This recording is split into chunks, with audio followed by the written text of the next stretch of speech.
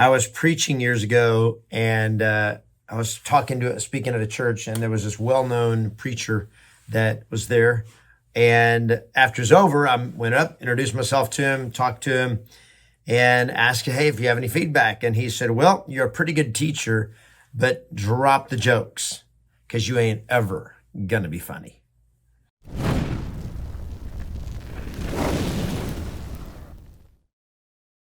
Hey there, it's your coach Kevin Ward with your Fire Zone message of the day. And yes, that happened to me, and I was hurt. I was devastated. Back then, I still lived for other people's approval.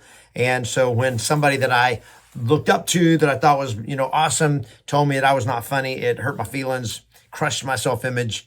I never forgot about it.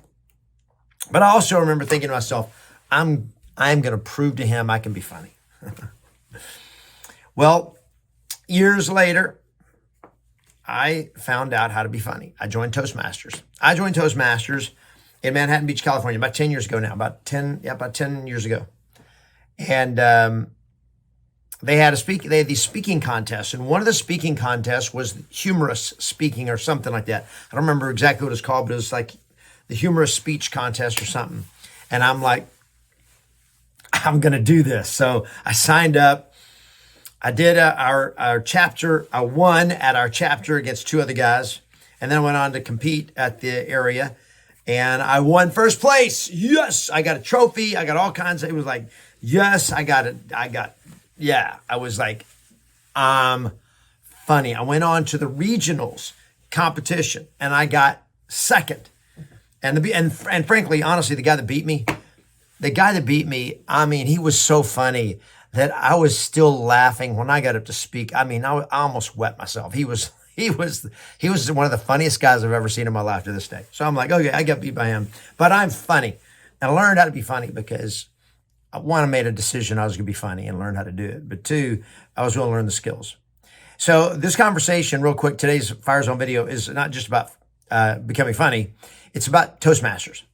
I was talking to another agent, and we didn't even address it, but I thought about it afterwards. One of the great things that I'm going to recommend for you is to join a good, strong local Toastmasters. I'm going to tell you how to find them. I'm going to tell you why to find them. So how to find them is, if you're in a big city or area where there's more than one, I would go visit all of them. And I'm looking for one that's got a lot of people in it. And I've visited about half a dozen Toastmasters in my life.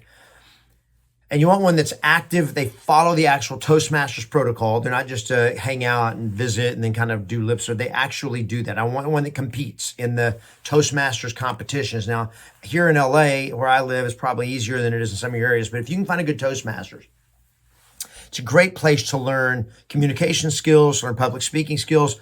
And if you can learn to have public speaking skills, then your private speaking skills are going to get way better too, because what's going to get better is your confidence. Number two reason to join is not only because your confidence and skills get better, but because it's a great place to network.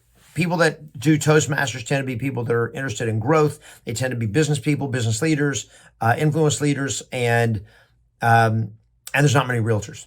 So I'm going to recommend to all of you. I'm probably going to send this to one of my coaching members that was having a conversation with them about meeting people and all this.